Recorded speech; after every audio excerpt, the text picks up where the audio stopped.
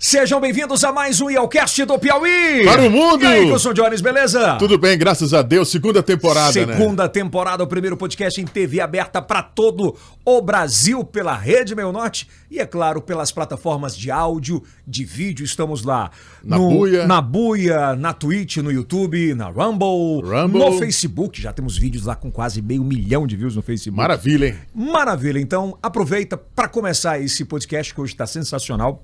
Se você nunca morou fora do país, você tem que entender o que é morar fora do país. Hoje a gente tem dois temas polêmicos, né? Sim. Morar fora do país, Odebrecht, vereador, tem um monte de coisa administrador. aí. É verdade. Lembrando que você, por favor, se inscreva no canal, ative o sininho, dê aquele like, o que é muito importante porque o YouTube entende que você quer receber esse conteúdo, né, Claro, Kilson? sem dúvida nenhuma. Né? Aliás, aumenta um pouquinho do que você tá muito elegante, cara. Heron veste o homem atual. Né? Encontrar onde? Aumenta aí do nova coleção, hein? Nova coleção você encontra em todas as lojas Noroeste e também lá no Teresina Shopping na loja Heron. Mas, Piauí e Maranhão, hein? Piauí e Maranhão. Mas lá a turma que trabalhava na Odebrecht também comprava na Noroeste. Também, né? É verdade, tem que comprar, né? Agradecer aos nossos patrocinadores que possibilitam, né, todo esse trabalho, agradecer demais a você também que acessa o nosso TikTok, o nosso Kawaii, as nossas plataformas de áudio. Já somos o maior podcast do Brasil em views do TikTok, a gente está muito feliz com isso. Também em áudio crescendo gradativamente. E sejam bem-vindos, tá bom? Agradecer à Faculdade de Santo Agostinho, UniFSA. UniFSA, alô Átila Filho. A Medifarma, maior e melhor distribuidora de medicamentos do Brasil. Se você quer ter sucesso. Aí já sabe, tem que ter formato. Tem que ter formato, tá bom? Não esqueça. Quer ser um grande administrador de empresas? Formato. A verdade é essa. Agradecer também a Imunizar. Olha, a gente vai conversar com um cara que entende de interior, entende de vereadores, entende de municípios, e o que é muito importante hoje, você precisa de uma empresa de credibilidade para imunizar a sua empresa, a sua cidade. Então, imunizar, um abraço à turma, o Thiago, todo mundo, a toda essa equipe sensacional. Agradecer também quem mais me ajuda. Empório, né? Ao Empório do Zeca, daqui a pouquinho tem as coxinhas maravilosas, sensacional. E agora a gente tem patrocinador novo, DC Energia Solar. Quando lembrar Sim. de colocar energia solar na sua casa, na sua empresa. DC, né? DC. Vai descer até aquela americana, né? DC. Não é verdade? Sensacional. Loop Fibra. E a Loop Fibra, a melhor internet do Brasil, dá com a gente. Mais um patrocinador estreando, que é a Gráfica GSJ. Alô, Maurílio, hein? Alô, Maurílio. Nunca foi pra uma festa, Maurílio. São 15 anos de empresa. De histórias, montando tudo e mostrando tudo. Ô, Kilson. Oi. Você sabe que os nossos bate-papos estão cada vez melhores e sensacionais, né? Maravilha, hein? E hoje a gente está recebendo um cara que é um exemplo, sem sombra de dúvidas, de sucesso pessoal, de uma trajetória muito bacana e que definitivamente essa trajetória passa principalmente pela força de vontade, pelo conhecimento, que é muito importante, a educação e abraçar as oportunidades que a vida te dá. Muitas vezes a gente tem gente que tem a oportunidade, o cavalo selado passa 1, 2, 3. O cavalo ainda chama assim, monta aqui, mas o cara não vai, né? Ele que é nascido em São Miguel do Tapuio, no dia 22 de setembro, né? Ele é conhecido hoje no mundo da política como um cara muito articulador, conciliador. Você vê que o sorriso todo, não tem esse negócio de estar brigando com ninguém. Tem os vereadores do Piauí inteiro, não vou dizer na mão, mas no WhatsApp. Então é sensacional, é maravilhoso. Hoje recebendo com muito carinho José Cardoso de Souza. Palmas, José Cardoso, seja bem-vindo. Obrigado pela participação. Foi boa a apresentação, é mais ou menos isso? Eu que agradeço que poder participar desse maior TikTok. Né? Hoje é o podcast de TikTok, tá lá no YouTube, mas aliás, o YouTube tá no podcast. É uma alegria participar, o Kils que está fazendo sucesso aqui nesse novo sistema de comunicação.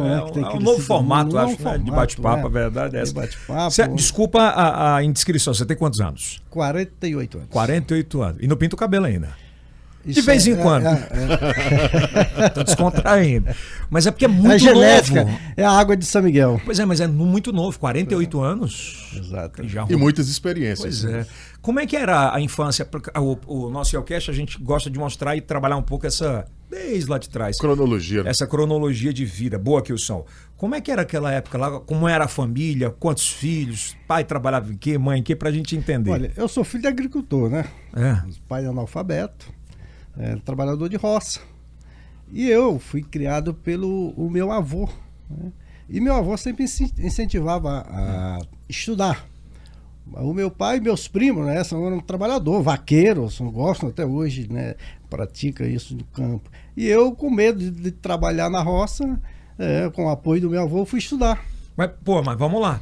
O seu pai, o seu avô insistiu e, claro, deve ter apoiado o seu pai para ir para a roça. Exato, mas ele sempre queria que eu estudasse, né? Ele era diferente. Que alguém se destacasse. Entendi, né? agora, entendi. Queria que alguém se destacasse, então ele insistia, olha, você tem que estudar, você não gosta de trabalhar na roça, para não chamar de preguiçoso, né? Mas você não gosta de trabalhar na roça, vejo que você não tem jeito, então vamos estudar. E ele me incentivou, é um exemplo que eu tenho e a referência que eu tenho a ele. Era um analfabeto, mas tinha uma visão de vida. Ele era um cara puta empreendedor? Ele era, porque naquele tempo, ele é de 1916, então ele faleceu com uns 80, 82 anos, mas era um exemplo, uma pessoa respeitada, tinha seus princípios e ele passava para nós. Então, e hoje eu tenho como referência ele mesmo. Ele é o pai, assim. É o pai, né? Porque a gente confunde inteligência com conhecimento, né? E ele tinha um conhecimento, uma visão de mundo diferente. Ele era quem do seu tempo? Ele pensava muito mais na frente do que... Pensava na frente, né? Pensava que... Ele sempre me incentivou que eu saísse para estudar. Então eu vim estudar. Meus primos ficaram trabalhando lá. Na roça. Lembro aquela infância, até os 14 anos, brincando na roça mesmo, sem energia. Sem energia. Naquele tempo nós não tínhamos estrutura nenhuma. Minha sogra estava falando hoje aqui em casa assim, hoje em dia tem todo mundo muito fácil, energia. Para você ter ideia, São Miguel do Tapuí, eu morava a 72 quilômetros da cidade. Eu fiz isso a pé, 2 vezes, 3 vezes a pé. Quantos quilômetros? Porque não tinha carro naquele tempo. Quantos km? 72. 72 quilômetros a gente fazia a pé. E sem reclamar. Isso, sem reclamar. Cantando às vezes, né? Chovia muito, né? Então os rios, você vê o rio São Nicolau, que cerca o Piauí, cai aqui no Puti, então ele enchia e passava, você ficava sem passagem 2, 3 dias. Pô, para aquela meninada não tinha Zap, não tinha YouTube. A gente brincava no rio, aquilo ali, então a minha infância que eu tenho aquilo. Essa é a memória fazenda afetiva. Do meu avô, gado, a gente tira leite na roça. Deixa eu te perguntar, de vez em quando você passa pela mesma região e sente aquele cheiro e dá aquela memória afetiva, assim? Eu ando muito no interior, eu gosto do interior. E depois eu conheci algumas regiões fora do Brasil que me levaram à infância, né? Então, acho que a infância, nós somos inocentes, né? A gente vive plenamente a infância, né? Naquela época, então, é que era bom, né? Pô, o cara não tinha localizador, conseguia sair, tinha a responsabilidade de não decepcionar os pais. Exato. Não era bem isso? Horário de chegar em casa. São quantos irmãos? Eram quantos irmãos ou são? 5 irmãos. São 5. Você é o mais velho? Eu sou o mais velho. 2 homens e 3 mulheres. Você que tinha que dar o exemplo mesmo. E só eu que estudei, que saiu muito. E aí veio pra cá pra Teresina? Eu vim estudar em São Miguel. A gente morava no interior. Certo, na zona rural. Na roça mesmo, na roça. Eu vim para São Miguel, estudei na Senec lá. E aí meus colegas saíram para estudar. E me incentivava. Naquele tempo tinha uma casa dos estudantes do Piauí e casa dos estudantes do município. E nós não tínhamos condições de alugar casa. A gente, naquele tempo tinha muita dificuldade, nos anos 90. E eu e um grupo de colegas de São Miguel, nós viemos. Nós éramos 16. Caramba. Em 90, entramos na Escola Técnica Federal do Piauí. Hoje o IFP, né? O IFP. Eu fazia edificações, outros faziam eletrônica. Mas sempre foi apaixonado por edificações? Porque quando você fala sobre isso logo, né, de cara? De cara, eu queria fazer engenharia. Né? Eu queria fazer engenharia. Naquele tempo era o curso técnico e em 90 só tínhamos 2 faculdades aqui no Piauí. A estadual e a federal. Era. Não tinha nem... a parada da particular não tinha, né? E naquela época, tu concorda que, por exemplo, os nossos pais, eles não falavam assim, eu quero que você faça tecnologia de informação, quero que você faça se especialize em rede social. Não. Ou era engenheiro, médico ou advogado. Não era bem isso? Era bem isso. Incentivava. Tendência, né? O pai ia pro bar e falava, cara, meu filho é engenheiro, pô. Dá pra chamar de doutor, né? Era doutor. E aí sempre era apaixonado por isso? E aí eu fomos morar na casa dos estudantes. Morava ali na Pissar, na rua Mestre Estevão, ali pertinho da Jacaúna. Certo. Pertinho do posto ali. Pertinho do posto. E eu estudava à noite. A gente ia a pé até a escola técnica. Então a gente saía caminhando e via aquele fluxo de gente acompanhava. Porque todo mundo acompanhava, não tinha assalto de rua, o transporte. Muito bom ali, né? Teresina já foi tranquilo. Teresina porque hoje tá... E aí... Muito diferente. A gente ficava uns estudando pela manhã. Outros à tarde. Quem estudava pela manhã, quem ficava em casa fazia o almoço, né? Então você aprendeu a cozinhar cedo. Os outros que chegavam ao meio-dia faziam a janta, né? Caramba. Então a gente... Hoje tem iFood. Fome. iFood. E a gente vivia numa harmonia, nós éramos 16, bom, lá 16, e São Miguelense. Essa turma todinha hoje, como é que tá? Olha, alguns tá bem, mas alguns prosperaram mais, outros voltaram, uns são comerciantes, empresários, outros são policial, tem uns colegas meus. Depois encontrei pelo mundo, né? Uma vez eu encontrei um amigo de infância de São Miguel do Tapuí, na fronteira do Brasil e Peru. Eu chego lá, quando passou meu passaporte aqui, alguém de São Miguel do Tapuí, que ele olhou, porra, Cardoso, você aqui, Os dois juntos. Antônio Francisco. E aí, esse curso durou quanto tempo? 4 anos, até 94, né? E em 95, aí que poucos empregos, poucas oportunidades, e eu queria estudar. E eu tinha um primo que morava no Rio Grande do Sul. E ele brincava, ele sempre brincalhão, ele dizia, rapaz, aqui eu fiz vestibular, não passei. Ele disse, aqui no Rio Grande do Sul tem uma faculdade em toda a esquina. Se tu vier para cá, talvez tu passe. Aí eu fui a Porto Alegre, eu saí daqui, fui de Itapemirim, saí. Nessa época não tinha grana nenhuma ainda? Nada. Só vontade, a gente só tinha vontade de crescer na vida, mas sonhador. Por que eu fiz esse questionamento? Porque eu me lembro que a turma, principalmente de edificações e tal, ia tentar vida em São Paulo, arrumava, a família toda fazia uma vaquinha para comprar a passagem. Não era bem isso? Isso é bem assim, fazia farofa para comer. Também levou? Frito, né? O frito, né? Não, eu fui sozinho, né? Isso aí, peguei. Eu lembro um dia que eu peguei. Cheguei 5 horas da manhã na rodoviária. A gente tem a memória fotográfica, né? Lembro. Assim, saí, fui para São Paulo, encontrei meu irmão que morava em São Paulo, fiquei uns 2, 3 dias com ele lá.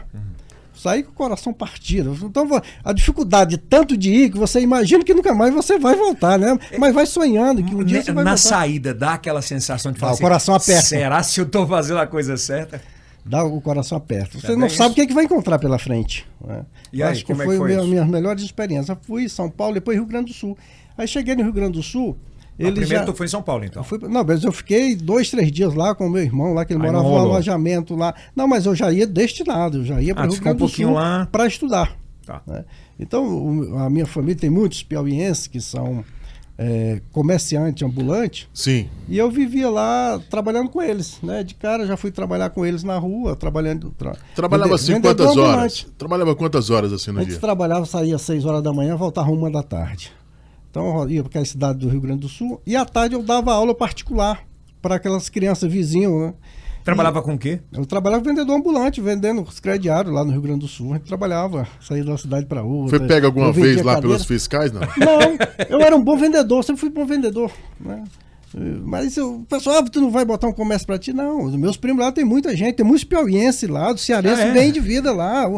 Que começaram no crediário. Que começaram assim. E me senti, rapaz, você é bom vendedor, você não vai botar um comércio para ti? Não, eu quero estudar. E focando no estudo. Ali dava uma graninha, o que você fazia com aquela graninha? Para sobreviver. E estudava, eu fazia o cursinho no Mauá, no centro de Porto Alegre. Então eu saía de manhã, ia para alguma cidade do interior, voltava, almoçava, dava aula ali para os vizinhos e à noite eu fazia o cursinho no Mauá. E lá conheci bons amigos, tenho uns amigos lá no Rio Grande do Sul. E fiz o vestibular da UBRA, né? Eu estava meio perdido, eu não sabia, cheguei lá, tanta influência, meus colegas lá de cursinho, os vizinhos políticos, e eu fiquei meio confuso, faço direito, faço engenharia, o que eu vou... Rapaz, que dúvida, eu faço barbaridade, tchê. Ou outro. Passei na segunda chamada para administração. Eu disse, não. Não quero administração. Eu fui lá, aí teve uma repescagem, né? Aí passei para direito. Aí me chamaram para direito, então eu comecei a estudar lá no direito, lá na UBRA, aí em Canoas. Né? E lá conheci muita gente. Inclusive estudou comigo no primeiro dia de aula o Manuel Tobias, jogador de futebol. Foi nada. Foi. Que virou referência mundial no futsal, né? No Manuel Tobias lá. E lá Lá o gaúcho é bairrista mesmo. Então o nordestino fica de um lado e os gaúchos do outro. A gente não se mistura, né? Lá eles, Sério? Lá, uns anos nesse tempo lá, muitos colegas meus perguntavam: você é de onde? Piauí? Capital de onde? Eles não sabiam. E tinha os baianos. Então a gente... Sofreu muito preconceito? Olha, naquele tempo a gente não achava que fosse preconceito. Era né? bullying. A gente lembra. Aliás, naquela época era, o cara fresca muito comigo. Oxente, bichinho, oxente, bichinho. É Piauí. É o Piauí, Piauí. E lá tinha um baiano chamado Jorge Pinheiro. E começamos. Aí no cafezinho a gente saía. Eu, Manuel Tobias, Jorge Pinheiro e mais uns outros, um baiano, né? A gente saiu os 4. Destacado dos gaúchos. Os gaúchos não misturavam muito. Mas também não dava muito para comparar, né? Mas aqui com os gaúchão lá. E eu tinha feito uma amizade no cursinho com o Diego Miltenstein, né? E o pai dele trabalhava na Copesul. E aí, acho que um dia depois da faculdade, a gente conversando lá, ele não trabalha, o Jorge Pinheiro se identificou o trabalho na Copesul.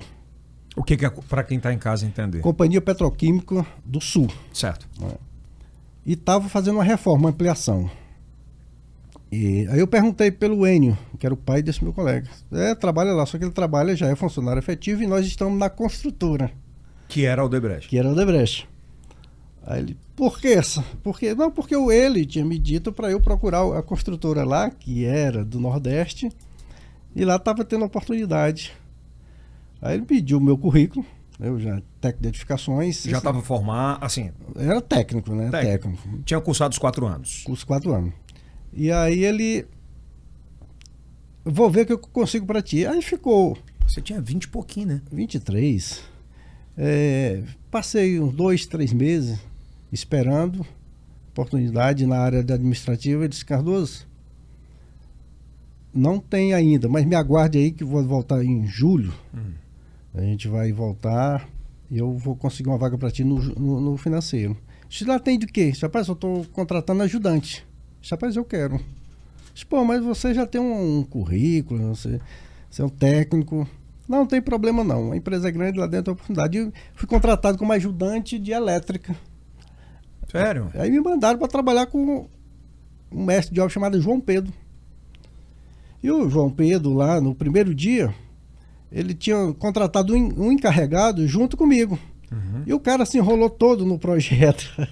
E eu pedi o projeto para ver, ele não queria me dar o projeto. O que é esse peão, esse ajudante que é com esse projeto? Ajudante de eletricista? Não sabe de nada.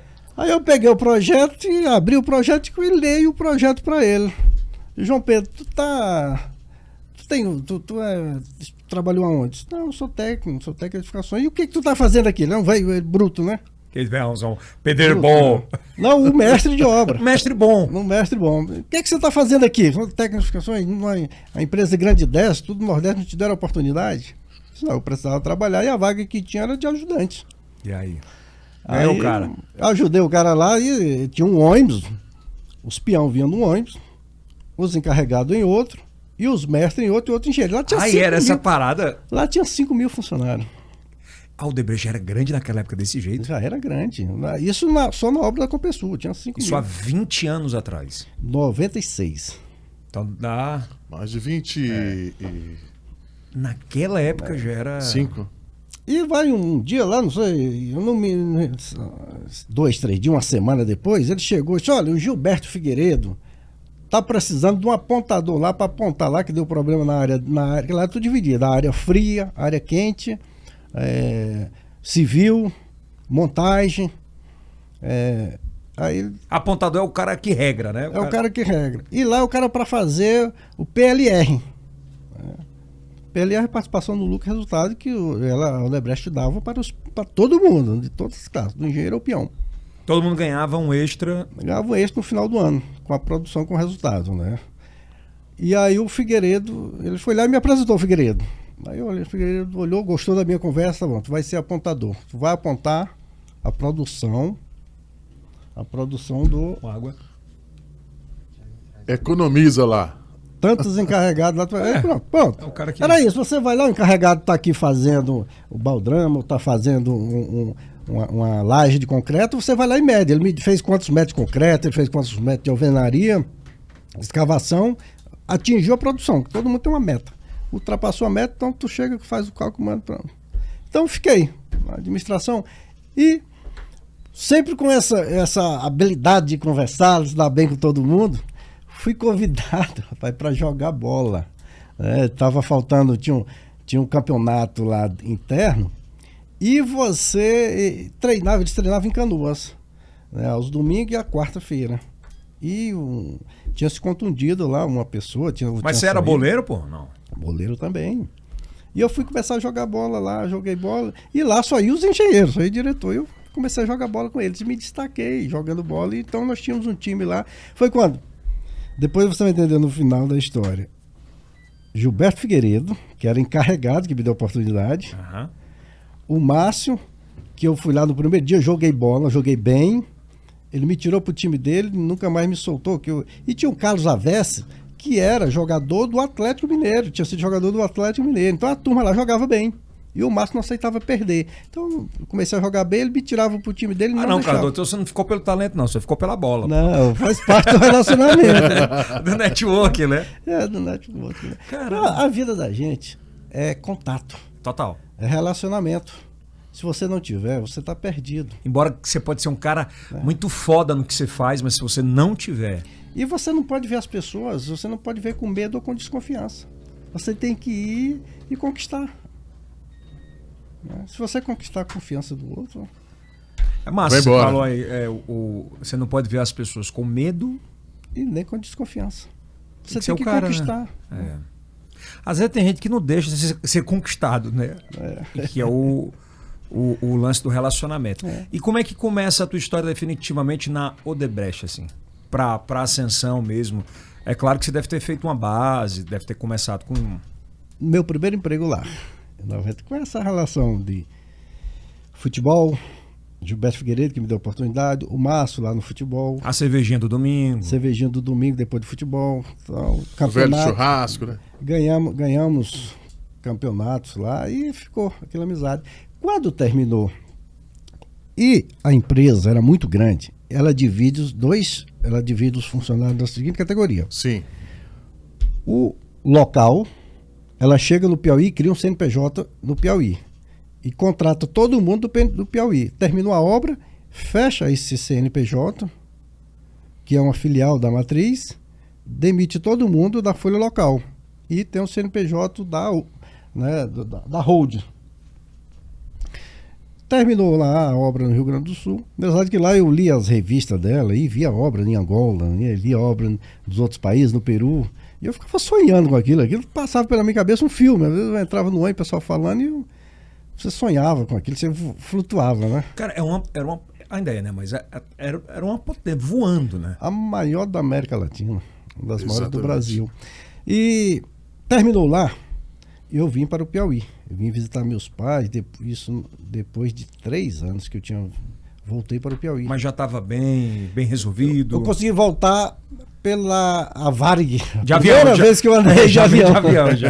Voltei pela Varig, né? Já foi melhor, né? Já foi melhor.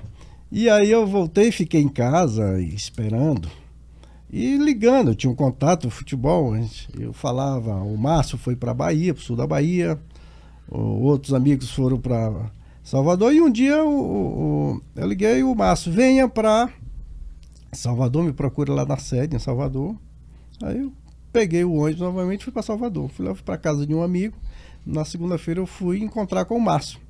Quando eu chego lá para falar com o Márcio, tá o Isberard, que tínhamos trabalhado junto lá na Copesul. Aí onde vem um relacionamento, onde vem... Aí vai para onde? Mas eu vou com o Márcio para o sul da Bahia, não me lembro o nome da cidade. Aí ele disse, não, pai, você vai comigo, não fala nada pro Márcio não, você vai comigo aqui lá para ali, aquele complexo Sauípe. Né? Estamos lá, eu estou precisando de você, eu conheço você, você embora. Fui para Sauípe, fiquei lá. E em Sauípe, eu comecei já na administração. E vi um cara chamado Marcos Túlio Schmidt, tinha sido diretor da Colômbia, né, da obra Miel, uma hidrelétrica lá. E aí ele chegou todo desconfiado, né? E fui recepcionado por mim e aí ganhei o cara, né? Ganhei, não, você vai ficar comigo aqui. Ele era o chefe do Esberado, Esberado Cardoso vai trabalhar comigo, então ficou lá. E aí comecei a me relacionar também com a turma lá. E de lá eu fui para o aeroporto de Recife. Fazer também. Trabalhar também, terminou o Sauípe, fui para o aeroporto de Recife. Já e Sauípe foi quanto tempo? Sauípe fiquei de 99 até 2001. Agora, eu imagino, Cardoso, que numa situação como essa também é muito complicado você ficar longe da família materna, né, paterna, e você não tinha relacionamento algum, assim, era casado, nada? Solteiro. Não dava para conciliar, né? Não dava, mas aí eu vinha... Tu passava quanto tempo na obra? Olha, naquele tempo eu passei 3 anos em São... Não, eu digo do dia. Não, era o dia todo. A gente entrava lá às 6 horas, 7 horas da manhã e ficava até 18. Morava no alojamento ou morava em alojamento, a gente morava em alojamento. E aí em Sauípe eu já passei a ser técnico. Eu já passei a ser contratado como técnico de edificações, passei a ser técnico. E aí a gente já tinha um alojamento diferenciado. Melhorzinho. Lá fui para Recife. De Recife fiquei 2, 3 anos, estava na área de custo em Recife. Engraçado que você estava numa obra aqui, mas você não tinha preocupação. Terminou aqui, você tinha 2, 3 para você ir. Porque você, dentro dela, ela valorizava muito a confiança. Né? Você ganhava a confiança de ser uma pessoa responsável, um profissional bom. Isso era referência para todos. Você entrou na roda, né? Você entrou na roda. E eu fui aí de Recife, eu fui para Tocantins, para Peixe. Eu estava na área de custo em Recife. Aí terminou incorporar a área de custo uma outra área lá e liberou 10 funcionários lá, mas liberava você 10, 20 e já te indicava para outro lugar, você não ficava desempregado. Mas eu continuava na folha local. Fui para Tocantins. Em Tocantins eu fui para aquela barragem de peixe. E deve ser uma loucura você mudar de uma cultura de um estado para outro estado. Eu passei por todas as obras, todo tipo de obra que você imaginar eu já passei. Qual foi a mais difícil? Olha, barragens é os mais difíceis. A barragem é uma cultura mais difícil. Barrageiro, chama até barrageiros. Por quê? É um pessoal mais... teve muitos incidentes, né? Briga, morte dentro de alojamento, né? Um pessoal mais bruto, chamado mais bruto, né? Ficava com medo? Isso é o complexo de gênero. Como eu era... em Sauípe, só um detalhe, eu já estava na área administrativa, né? Sempre na área administrativa. Mas dava medo nessas horas? Tu como um cara que já estava mais alto... Eu passei por algumas situações de medo, de ameaça, né? Porque eu era muito responsável, não aceitava que... roubo dentro da empresa, né? Malandragem. Eu passava a noite, eu era um dos últimos a sair dos acampamentos de obra. Pô, mas o cara falava tipo o quê? Desligando a luz. Puxa-saco. Chegou a ter segurança, cara? Em alguns, não, fora do Brasil só. Aqui no Brasil, não. Aliás, teve uma situação em Sauípe lá. Né? Conte! Ora. Não, a gente, lá, como era muita gente, o pessoal malandro, você escalava 200 pessoas para trabalhar, só ia 100. E tinha um peão mais esperto que o outro que levava o crachá do outro e ficava passando o crachá. Mentira, velho. E eu ficava olhando, ele já sempre foi ousado, né? Queria sempre estar acima, sempre queria estar à frente, né? Mas era natural. Então era responsabilidade, comprometimento. Dia de segunda-feira devia ser uma coisa de doido. 6 horas da manhã eu estava lá esperando quem chegava atrasado, quem chegasse. E aí eu fui um dia, tomei. O cara chega lá com 10 crachá, eu cheguei e tomei dele. O cara me ameaçou. Né? Te matar? Me ameaçou. Aí eu não dei muita crença para ele, mas o tio Anderson, um amigo meu lá, baiano, grandão, ele, Cardoso, esse cara não é de confiança, não. Eu vou andar contigo. Então a gente andava junto, né? A gente ia junto. Olha, ele querendo pegar carona comigo, eu já tinha um carro da empresa, ele ia e voltava comigo. Era o Caxias, né? O cara que é o cara que conta o ponto. Engraçado que poucos dias depois, esse cara foi pego no assalto, mal armado, assaltou um banco lá. Foi mesmo, velho. Eu digo, olha aí. Então você escapou, viu? Escapou, cara. E aí quando começa a tua empreitada pelo mundo?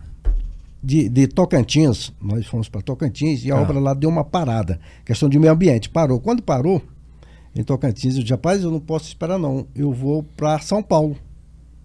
Aí liguei para um Sérgio Guerra, que nós tínhamos trabalhado junto, era um engenheiro gerente de produção lá em Sauípe. Cardoso, venha para cá que nós estamos com uma obra aqui, em consórcio com a OAS, e é muito complicado o relacionamento. E estamos precisando de um cara que nem você, um cara Tinha muita resistência. Conflito, né? Conflito de ideologia. O Odebrecht tinha a política da filosofia dela e o OAS tem a outra. Então, sempre foram as rivais. A gente não se dava muito bem, não. Tinha briga no escritório. E eu fui para São Paulo para trabalhar. Eram uns colégios que estavam lá no tempo que a Marta Suplicy era prefeita lá. Né? Os Céus, uma dos Céus, né? Eu fui para Zona Sul e ficamos lá uns 6 meses. Eu fui trabalhar num túnel da Cidade Jardim com a Faria Lima. Aquele lá? Aquele túnel, eu trabalhei lá. Eu fui o primeiro a chegar lá, naquela obra. Fui o primeiro a chegar, aluguei o escritório, montamos o escritório, ficava lá na obra.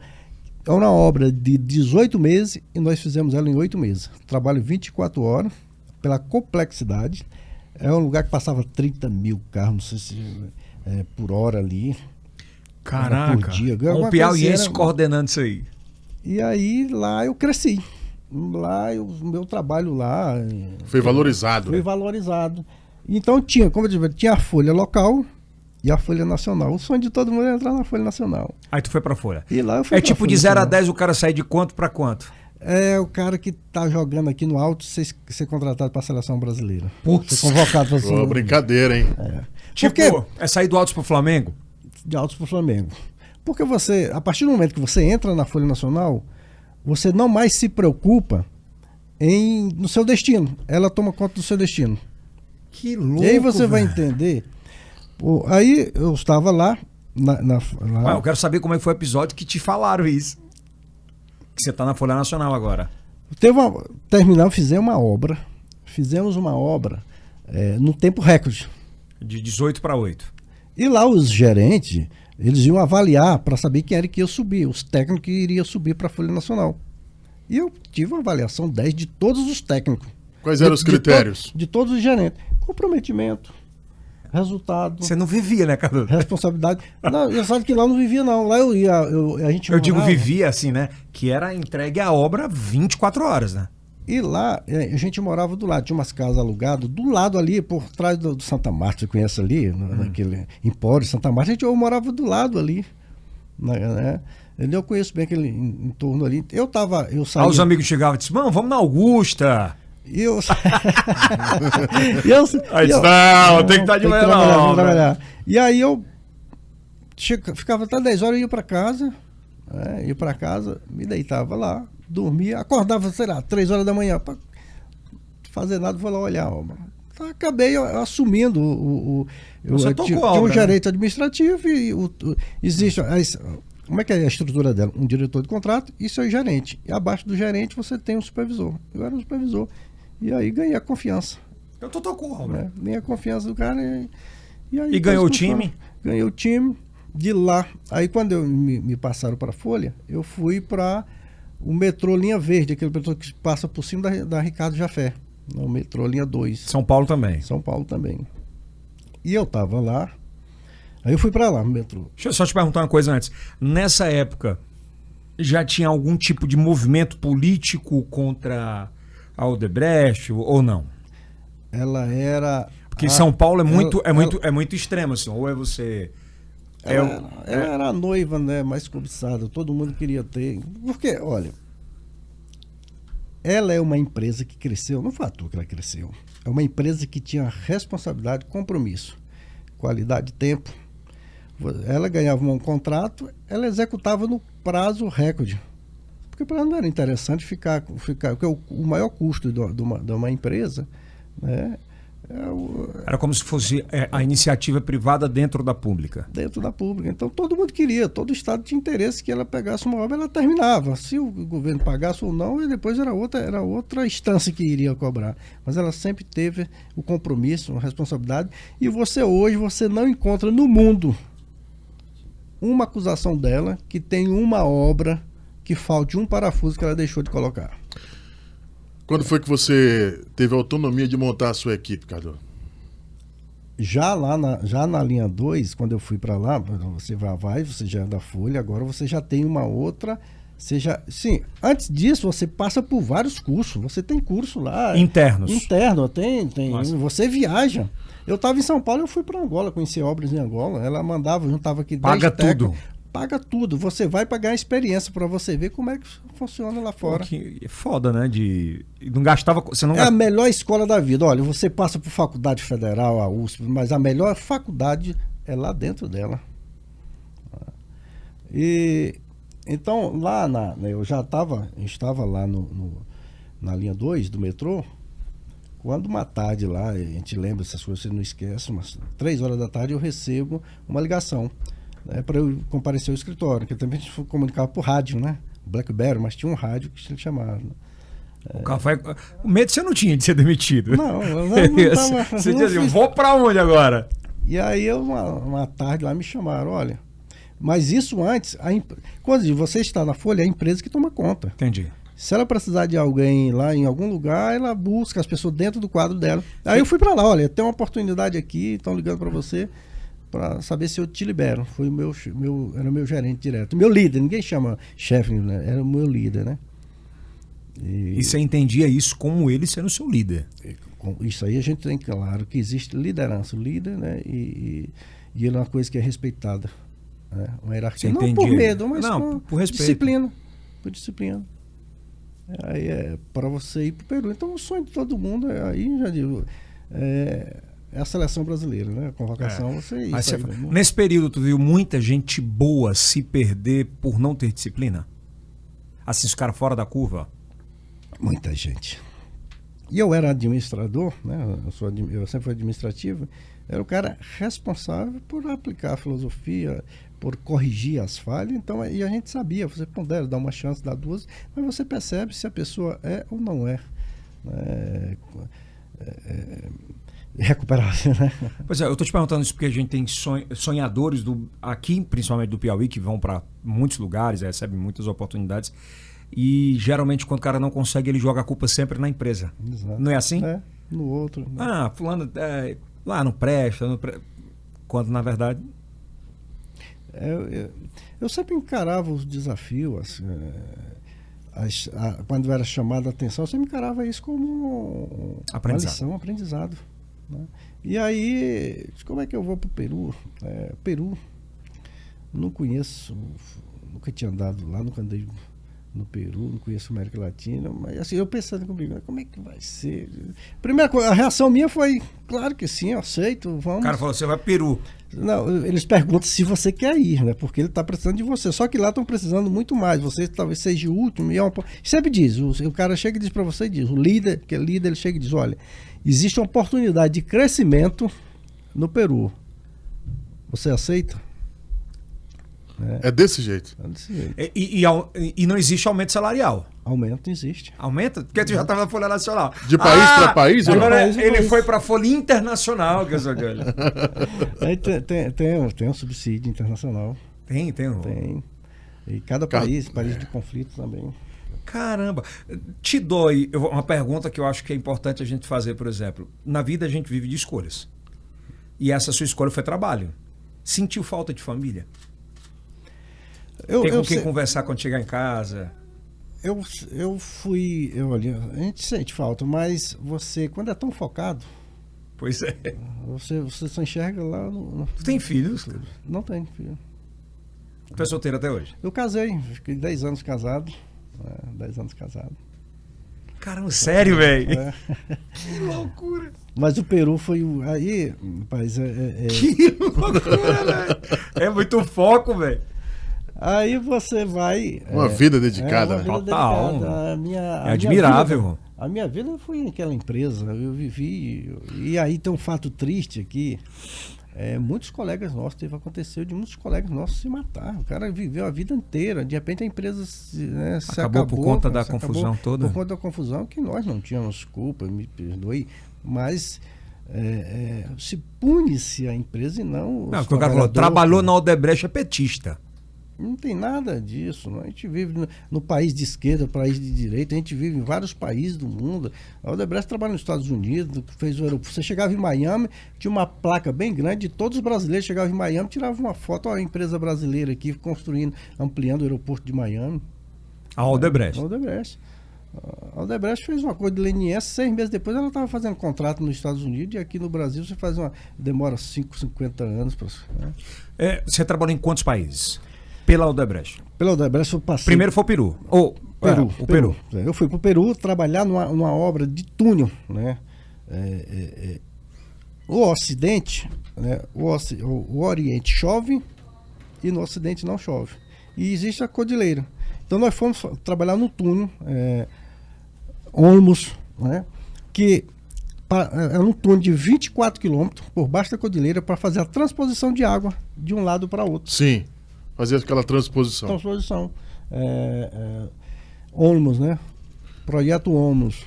E aí lá existia muito conflito. O sindicato do Peru é muito forte. Foi aí que você percebeu esses conflitos se agigantando? Fica à vontade, relaxa. E lá então eu fiquei na parte do túnel,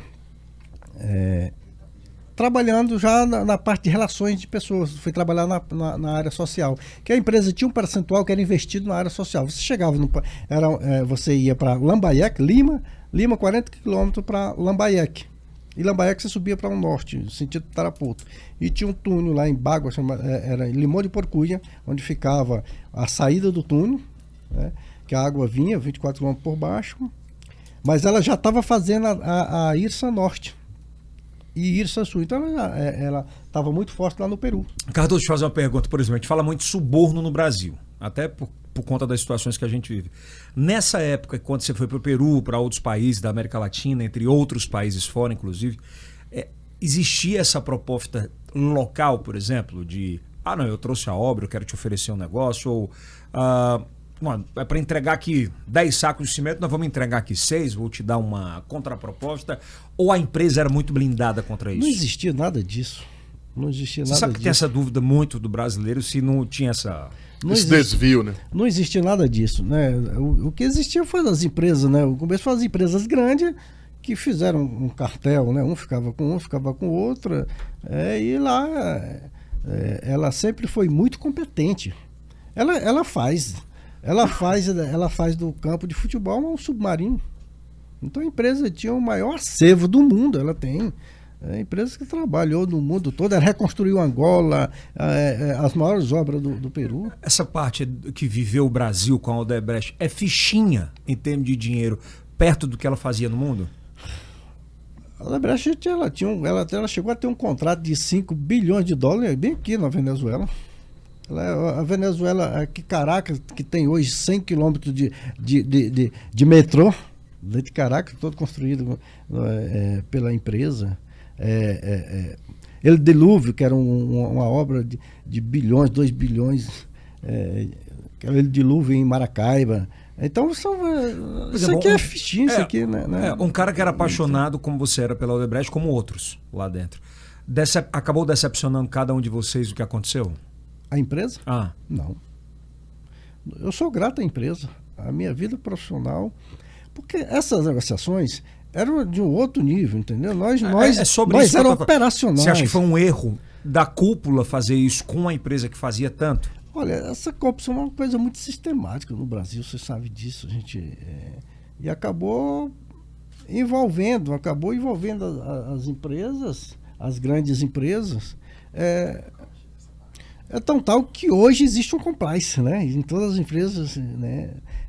Cresceu muito esse compliance. As empresas vinham para fora do Brasil, de fora do Brasil, vinham para o Brasil e tinha que... E muitos que não entravam no jogo... Você escutava alguma coisa? Olha, era muito raro. A gente ia... não. Que aqui...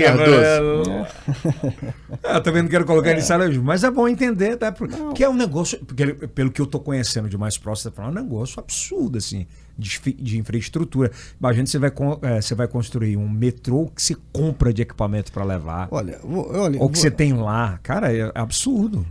Eu trabalhei... A última obra minha de gerente na Argentina... Era obra de $1 bilhão, né? Uma planta potável no Rio Paraná, ali em Tigre, né? Eu morei em Nordelta, né? Bahia Mar, o nome do condomínio. E tinha uma saída para o Rio Plata. E de lá o pessoal saía de manhã, eu ficava na minha sacada, o pessoal pegava lanche, saía para o Uruguai. E eu morava num apartamento que o dono foi uma luta para me alugar. Não queria alugar para solteiro, né? Não queria porque o ex-morador de lá tinha acabado com O apartamento. o apartamento. Quem era?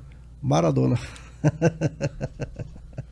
Cara, você morou no apartamento do Maradona? Eu morei no apartamento do Maradona. E ele acabou o apartamento? O apartamento, porque a filha dele morava no mesmo condomínio, Bahia, o nome é Bahia... Pô, pois não é barato, né? A filha dele morava lá e não aguentava ele em casa. Então ele ia visitar... Mas quem pagava, você ou o Odebrecht? Não, Odebrecht. Qual era o tamanho desse apartamento, irmão? Olha, o apartamento ele tinha... Nós éramos 3 quartos com a sacada, mais ou menos 180, 200 metros quadrados, né? Então a gente era gerente, a empresa a empresa tratava bem, respeitava o talento de cada um. O talento de cada um, mas nós dávamos resultado. Fora do Brasil você trabalha 20 horas. Por dia? Por dia. Tá de sacanagem. Olha, a gente entra 7 horas e dá 10 horas, 10 horas da noite a gente está no alojamento trabalhando. Aqui no Brasil são quantos? E não pode passar? Aqui você trabalha 8 horas. 8 horas. 8 horas. E reclamava? Estourando 10. E nós não reclamávamos. Quando eu morava no Peru, eu passava 60 dias lá e 10 dias no Brasil. E vontade de voltar? Não, a gente está focado naquilo ali, você está focado no resultado, você está focado. Né, a gente tem metas. Mas aquilo é tão intenso, né? É tão intenso, ela vai te levando você. Foi por isso que não deu, né? O casamento acabou porque não dava compatibilidade de timing. Nós tivemos era piauiense, né? De São Miguel. Também. Tinha que ser, né? Começou a estudar lá, nós tínhamos as prioridades e acabou, né? Os concursados lá em São Paulo, cada um seguiu o seu caminho. Eu tinha a minha prioridade, que você é administrador, o que você quer ser? Contratado. E eu fui contratado como Cardoso, administrador. aí 20 anos de Odebrecht. 20 anos. Como é que você recebeu a notícia da saída? Quando eu estava no Peru, a gente ia ao Equador, que era um diretor só, a gente ia Equador, voltava, de lá São Paulo, Colômbia, Panamá, e aí Rio de Janeiro, estive no Rio de Janeiro. É sabe que eu estive pelo Piauí, nós montamos um escritório aqui em Teresina, em 2012, 2013 e 14. Qual era a obra? Para estudar águas de Teresina. Qual? A privatização da Águas de Teresina aqui. O Águas de Teresina. Águas de Teresina. Eu estudei o saneamento do Piauí. Caramba. Conheço o saneamento do Piauí. E foi um divisor de águas com a PPP, né, inclusive. Nós estudamos participando da licitação. Né? E aí ou seja, a gente participava de tudo, né? A gente participava de licitação em todo lugar, do mundo, fora do mundo. Então, como eu já trabalhava na área de saneamento em alguns países, eu vim com a equipe. E aí quando você recebeu a notícia? Porque estava tomando conta do Brasil. A Odebrecht ficou conhecida. Acredito eu, posso estar enganado, cara. A Odebrecht, em determinado momento, ela passou de ser essa máquina, né, de fazer tudo isso, e passou a ser conhecida pelos escândalos. Olha, Kilce, nós funcionários que vestia a camisa, que levava a empresa mesmo, que somos nós, nunca, vou lhe dizer isso, eu lhe digo isso com toda tranquilidade, sem nem medo de errar. Nós nunca acreditamos que essa empresa fosse acabar. Ninguém acreditava nisso. É uma tempestade que está vindo e vai passar. Eu lembro que eu estava na Argentina e... Porque essas coisas acontecem numa esfera totalmente diferente. E aí a notícia vem descendo, né? Olha, o projeto tal vai parar. O projeto Sarmento, que é o metrô, era um consórcio de Odebrecht com a UAS. Vai parar. Dentro de Buenos Aires. Parou. Aí parou a segunda. Parou a segunda. Parou a terceira. Chegou a nossa vez lá. Não, nós temos que terminar isso aqui, mas tem que reduzir. Cardoso, você vai para... Infelizmente, vamos ter que mandar aqui 100 funcionários que estão na Argentina para o Brasil. Você só vai ficar aqui os argentinos, porque é um consórcio com 4. A gente vai ficar só os argentinos e um. E aí, quando eu cheguei no Brasil, fui para o Paraná. Cheguei lá, rapaz, contrato na mão, mas a coisa não está fluindo. E você não sabia ainda, você não sabia da dimensão, você não sabia onde que ia parar aquilo ali. E aí vai para casa. Porque nós tínhamos isso, né? Os funcionários, a gente ficava em casa 6 meses recebendo salário. Caramba! Ficava 6 meses em casa sem recebendo salário, para não perder o funcionário, esperando a oportunidade para te mandar. E aí eu fiquei em São Paulo, fiquei em casa 2 meses, 3 meses. Dodói. Você fica doente. Aí eu ligava o tempo todo, eu ia para a matriz. E nós temos um PBX que você fala com o mundo inteiro com 4 dígitos. Você liga 200, Colômbia 51, 22, Argentina 91. Agora você liga 2 dígitos, você liga para quem você quiser no mundo Já inteiro. chega? E aí o pessoal começou, assim, de uma hora para outra, começou a...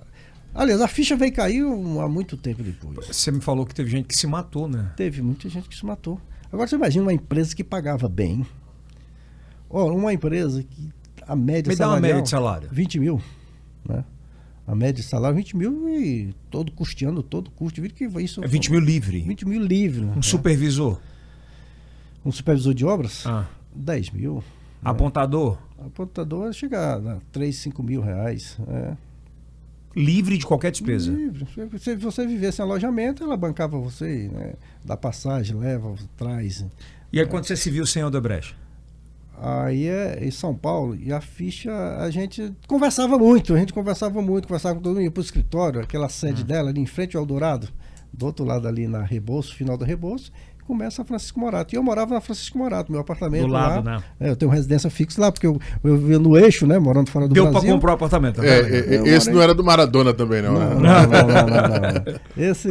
Então eu fixei residência em São Paulo, que lá eu ia um voo direto para São Paulo, rápido, Buenos Aires, Panamá, 9 horas, Angola 9 horas. Aí a gente começou a ir para o escritório e a gente começava, porque o conselho mesmo não soltava as informações para a gente, né? Só sabia que os contratos estavam parados. E a gente ficava... Começou a chegar diretor. O diretor de país começou a chegar lá. Começou a chegar do Equador, aquele louco lá. Vai dar merda. O cara pensa logo. Não, a gente ficava assombrado. Quando foi, começaram a aprender aqueles diretor de obras, e aí você ficava... Rapaz, a coisa é séria. Mas quando aconteceu... O geral, né? Aí onde é que a política se mistura contigo, assim, né? Porque... Sabe que eu fui jogado... Na verdade, o que você fazia era política. O que eu fazia era política. Eu era um cara de relações... Total. Relações institucional, relações dentro da empresa, responsável pela parte social da empresa. Você tinha uma Câmara de Vereadores de um lado, você tinha uma Assembleia do outro. Prefeito do outro, todo mundo. Só que num outro ambiente. E eu não queria. Eu não queria ser político, não. Lá estava bom demais. Eu tive a oportunidade de ficar fixo as concessões que são de 30 anos, 50 anos, mas eu achava bom era ir para o Peru resolver um problema social. Teve a oportunidade de morar nos Estados Unidos fixo? Não. Lá não. Tinha oportunidade de morar em Angola. Porque Miami tinha muita coisa, né? Tinha, Miami, República Dominicana. Eu fui em República Dominicana, me apaixonei, né? Lá é bom. Mas Angola é muito caro também, viu? Panamá lá. Lá é caro. E aí... Quando o fato de eu sempre, meio fora do Brasil, eu dava emprego ao pessoal da minha cidade, aqui no Brasil, nas obras. Então, de uma certa forma, eu já estava... Falou que era de São Miguel do Tapuio. Estava empregado. E aí você acaba sendo bem visto. Então, você chegava de férias na minha cidade, você só vai visitando os amigos. Você era o rei, né, velho? Chegava lá. E dificilmente você ter alguém em São Miguel, alguém que na família não trabalhou comigo, não trabalhou na empresa. Até hoje. Eu tinha até o apelido, Cardoso da Odebrecht, né? Era o Cardoso da Odebrecht. Exclusivo que o senhor diz. Cardoso da Odebrecht. Mas por fato disso... Não, mas é porque 20 anos, né? É que nem o cara que trabalha na Meu Norte lá, você perde sobrenome, né? E o Elcio da Meu Norte. Você perde sobrenome. E é bem isso mesmo, em qualquer lugar que você fique por muito tempo. E aí foi um choque. Mas então tu era um apaixonado já por política? Obviamente. E quando é que tu decidisse? Aquela mudança toda, aí eu vim para o Piauí. Né? Engraçado que 2012 eu era já muito conhecido da minha cidade, que 2012, eu morando na Colômbia, eu fui lançado a pré-candidato a prefeito na minha cidade, né? Lá na Colômbia? Eu lá na Colômbia e lançado em São Miguel. Olha, o cara... queria? Acabou aquele ego, né, pessoal? Total, óbvio. E aí eu É o mosquitinho, né? Quando pica o negócio... E fazia reuniões. Eu dei uma votação lá em 2010 pro Júlio, o Júlio César, ele ficou apaixonado por mim. Então, olha, você tem futuro Que é na um política. puta de um deputado municipalista, né? Muito forte. Conhece tudo, né? Uma conversa com ele ali, você conversa meia hora com o Júlio, você entende. Ele é muito... E aí eu né, dava confiança. Eu dava confiança para um projeto futuro. Pré-candidato. E de repente, aí fizemos uma conjuntura lá e fui lançado a vice, né? Do atual prefeito, do Pompilim. E nós fizemos uma campanha brilhante. Foi a campanha mais bonita da história de São Miguel. 2 jovens, até as músicas eram empolgantes. E aí nós pegamos. Existia uma diferença muito grande. Só são 2 grupos políticos lá. E existia uma diferença muito grande de resultado. E nós conseguimos deixar essa eleição empatada. Porque nós fomos, tipo aquela Flamengo e Altos. O Altos vai pra cima sem medo. O Altos não tem mais nada a perder. É o último tiro. O Altos não tem nada a perder. Sabe por que eu fiz essa pergunta? Porque assim, é muito complicado na cabeça de qualquer pessoa racional, alguém que é muito bem sucedido. Na iniciativa privada, que construiu um patrimônio financeiro, que construiu um patrimônio de vida, e querer entrar numa seara que é totalmente oposto a isso. Que você não tem mais privacidade, você não... É meio louco, né? Olha, e engraçado que eu pedi licença à empresa, né? Aí a empresa disse, não. Até o Carlos Armando disse, não, rapaz, eu vou te dar umas férias. Vou te transferir para o Rio de Janeiro, lá para aquela Vila Olímpica, que a gente estava construindo a Vila Olímpica. E você fica lá, segunda, terça e quarta, na quinta você vai para São Miguel, eu sei que tu vai perder mesmo. Eles podiam ter me demitido, o cara tá misturando. Ao respeito da empresa, né? Você vai lá, quinta, sexta, volta no domingo à noite, fica lá no Rio, lá, trabalhando lá. E assim eu fiz. Mas com toda certeza, se eu tivesse sido eleito, eu teria renunciado, eu não ia deixar a empresa. E aí perdeu essa eleição? Perdemos as eleições. Na verdade, eu entrei sabendo, no fundo eu sabia que a gente... Foi mais por ego? Acho que foi. Acho que aquele ego. Né? Aí... Mas já fazendo relacionamento com todo mundo? Sim. Meu nome, e aquilo eu agradeço. Foi uma oportunidade de reaproximar. E projetar, né? Ir para o interior e me reprojetar. E aí o segundo passo foi a vereança. Eu acabei até me decepcionando depois, assim, rapaz, eu não vou entrar na política. Eu me separei, disse, rapaz, não vou mais entrar na política não. Depois que morde. Aí fica, 2016 não participei. Né, 2016 não fui candidato. Mas ficou com vontade. Não fui candidato. Deve ter ficado. Te passa por uma. Tava na minha cabeça, eu tinha que recomeçar. E eu achei que. Eu sou apaixonado pelo Piauí. Muito apaixonado pelo Piauí. Eu era muito conhecida fora do Brasil, com o piauiense, que me chamava Piauí com orgulho. Tá de onde? Sou de São Miguel do Tapuí. Então lá não era o José Cardoso, era o Piauí. Piauí. De São Miguel do Tapuí. Sempre levava a minha cidade. E 2016 não. E 2016, tem uma coisa muito particular, que eu não queria entrar na política, na disputa em 2020, por conta do relacionamento de amizade que eu tinha com o adversário, né? E eu não queria. E acabou que o Pompilinho indo para o PSD, você ter gratidão, gratidão, que nem todo mundo sabe, né? A essência do que é isso, quanto é importante. Eu aceitei o pedido do Georgiano, né, que é um amigo pessoal. O Georgiano é mais do que não é um deputado, é meu amigo gigante pessoal, de voto. A gente tem uma relação boa, eu e ele é uma relação, viaja de férias e viaja a trabalho. E ele me pediu. Ele é que nem você, né, chefe? Também não tem. Tem negócio de namoro. Entrega total, né? E aí ele é um robô, cara. Me convidou, olha, tem um projeto, São Miguel faz parte do projeto, eu quero que você vá ajudar. Rapaz, mas passou o prazo não, eu não tinha me desincompatibilizado. Em março, né, o prazo. Não, o TSE deu um prazo até junho, né, por conta da pandemia. Sim. Eu deu um prazo, prorrogou o prazo. Aí em junho, 28 de junho, eu me desincompatibilizei. Dia 10 de julho, peguei o Covid. Eu já estou entrando na última hora, ainda pego o Covid.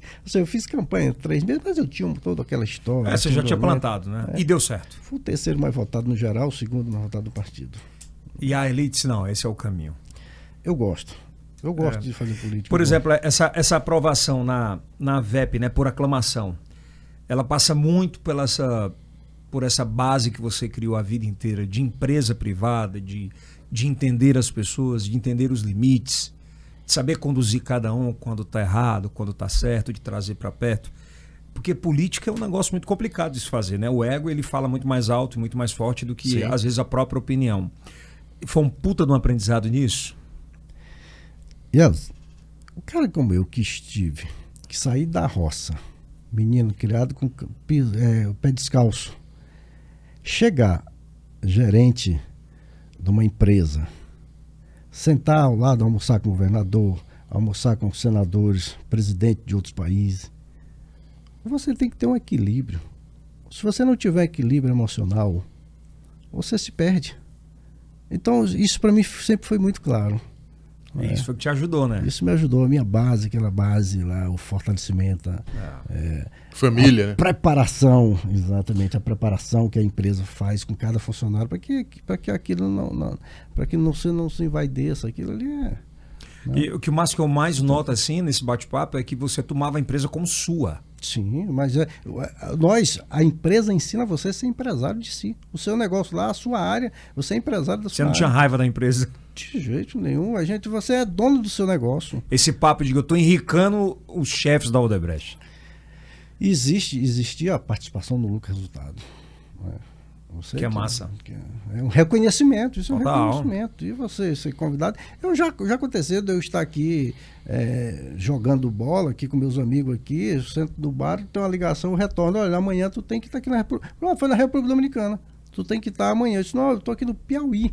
Não posso, não, na segunda-feira. Os caras mandavam o jato te buscar, não, né? Não, mas não existia dificuldade. Você já mandava uma passagem para ti, tu ia lá. Já foi, né? E o que chama a atenção do mesmo poder que você tinha de agregar a turma, você conseguiu dobrar, por exemplo. Você foi presidente e foi presidente presidente da VEP e conseguiu dobrar o número de câmaras municipais em tempo recorde. Então, assim, essa base que você tem, esse preparo... A VEP, só para quem está em casa entender, que é a Associação de Vereadores do Na verdade, vou já contar isso da VEP. Então é o seguinte, como eu lhe disse, essa minha tranquilidade, essa minha... um cara assim, eu nunca me deixei ludibriar. Ludibriar, né? Ludibriar pelo poder. É verdade. A vaidade, ela acaba com qualquer ser humano. É o primeiro passo para a desgraça do cara, é a vaidade. A gente está... Tu já deve ter visto muito efêmero, né? Isso é poder, muito efêmero. Caneta, né? Caneta. Então, aqui vai ser o mundo da volta. Você está aqui, você não é. Né? Você não é. Aí, então, isso passou essa confiança. Né? O fato de eu estar à frente de uma secretaria de engenharia, então eu percorria muito o Piauí. Uhum. Então as pessoas já me conheciam. Então não foi difícil, né? Não foi difícil passar essa confiança. E como é que você chegou na VEP, velho? Eu achava assim, ser vereador, que é uma função mais nobre da política, é que você está mais próximo da população. Mais do que suplente de vereador? Acho que todo mundo tinha que ser vereador para sentir o que a população sente, né? Aí eu achava muito pouco para mim ficar no interior, vereador lá, eu tenho que fazer alguma coisa a mais. Se movimentar mais. Trazer a minha experiência de vida, contribuir com o crescimento dos vereadores. E aí eu me convidaram, rapaz, se você quer ser o ex-presidente, o Rony Von, me perguntou, rapaz, só vejo em você o perfil para levantar a VEP, porque ela tá na decrescente, né? Caiu muito, e eu peguei o desafio. Tomou como missão? Peguei como missão, levantar, não só a VEP, mas sim o nome do Pois mas em 2021, pandemia ainda, você conseguiu dobrar esse número? Consegui dobrar. Nós estamos quero chegar pelo menos a 50% na missão. Então eu estou fazendo a revolução lá, fizemos um grande encontro. Foi o maior encontro no litoral, da história do Piauí. E o massa, sabe o que é? Que parou aquela brincadeira aqui. Brincadeira não, mas vamos lá. A gente tinha muitas, eu me lembro disso, né? Porque eu cobria Câmara Municipal ainda de Parnaíba, tinha muitas aquelas denúncias, né? Vai ter um evento das câmaras municipais, o cara olhava, não tinha evento de coisa nenhuma, você não tinha... Só para ganhar diária. Só para ganhar diária. Você lembra disso? Só para ganhar diária. Em Recife, e não sei aonde, coisa que não... E lá nós lotamos sexta e sábado, no sábado lá lotado. Lotação, foi um grande evento. Passou todo mundo, governador, senador, deputado federal, estadual, e é propositivo, prefeito. Não é só para estar lá, né? Propositivo. São oficinas... Com conhecimento, curso. Eu puxei Porque o vereador tem muito medo do Ministério Público, do TCE, do TCU, dos órgãos de controle. Uhum. Então, a minha filosofia é aproximar, acabar com esse medo. Olha, eles são parceiros, a gente tem que andar junto. Né? E tem que aprender, né? Tem que aprender. O que está errado? Levei o tribunal, saber os limites, né? Levei o Tribunal de Contas, levei os órgãos de controle, né? Então, eu fiz essa aproximação. Que até o tribunal hoje que nos incentiva, nos convida a participar. Estamos programando agora para o mês de agosto o segundo encontro, que é na região sul. Vai ser no sul do estado. E aí eu venho vou fazer a reforma. Estamos fazendo a VEP hoje, ela está em reforma porque ela... Mas é o Odebrecht está fazendo? Não. Viu? E lá... Os vereadores do Sul vêm, fica alojado, é alojamento para os vereadores do Sul, tem atendimento com jurídico, com contato. Os caras têm uma base, né? Tem uma base lá. Para a gente fechar aqui, qual a projeção sua para o futuro político? Porque você disse que o vereador ficou pequeno, tomou conta da VEP. Da VEP, né? Proporcionou negócio. E aí você está num grupo político que tem o deputado federal. Mas deixa eu só concluir. Que tem um deputado federal que é extremamente municipalista, que tem um resultado absurdo a várias eleições. O deputado estadual que para essa eleição reeleito várias vezes. Se fala em mais de 100 mil. E ainda tem a Simone, que fala que ele vai conseguir ajudar, porque ela também tem a história dela e que é muito bonita. Merecedora. Total. Você pensa em ser prefeito lá? É um sonho. Mas deixa eu falar, para que não entendam mal o vereador ser pequeno, porque o conhecimento ele só tem valor quando você transmite para alguém. Eu não falei no sentido de dizer que ser vereador é pequeno. É porque quando você tem projeções de ajudar a sua comunidade, ele tem que passar de vereador para executivo, de executivo para legislativo, senão você não consegue fazer. E eu tenho convicção de que eu posso contribuir muito com a formação, com a minha história, o meu exemplo. Você está preparado, por exemplo, para ser um bom prefeito para... São Miguel? Sou. Total? Você transformaria aquela cidade? Não tenho medo. Não tenho medo de nenhum desafio. Nunca tive. A pessoa que sai daqui com a mala e vai para um país que você não conhece ninguém. Não, né? Você vai para vários países, você chega lá, não conhece ninguém, consegue se virar, então não tenho medo de desafios. Que o São João, será que a gente está na frente de um futuro prefeito? Esperamos. O futuro a Deus pertence, né? Mas você tem que fazer alguma coisa. Você tem que fazer alguma coisa. Eu acho que todo grande político ele precisaria passar pela iniciativa privada, como você passou, sabe? É uma lição. As regras são outras. Você tem que tratar a coisa pública com responsabilidade como se fosse sua. Você falou que fez uma obra que era para 18, fez em 8 meses? Fizemos. E por que na pública não dá, pô? Não é? Por que a gente não desburocratiza? Mas para isso você precisa de câmera, mas é uma série. Cara, sensacional a sua história, eu fiquei encantado, eu não conhecia, eu achei muito bacana. E acho que esse tipo de bate-papo aproxima muito, porque em entrevista de TV, de rádio, você não consegue 10 minutos você contar. Você contou esse bate-papo bem descontraído, de uma forma muito mais bacana. E eu acho que o Piauí e o Brasil, que aqui é do Piauí, para o mundo, vai acabar te conhecendo. Pena que eu não recebi essas fotos antes pra gente mostrar aqui. Pois é, eu mandei várias fotos. Ai, cadê essas fotos que não aparecem? Mas vai ser ilustradas aqui. Eu mandei até foto da Colombo lá da fazenda, da Hacienda Nápoles, do Pablo Escobar. Foi lá? Foi lá, mandei. Mas depois que ela estava fechada, óbvio. Não, hoje ela é um ponto turístico. Eu vi, lá, né?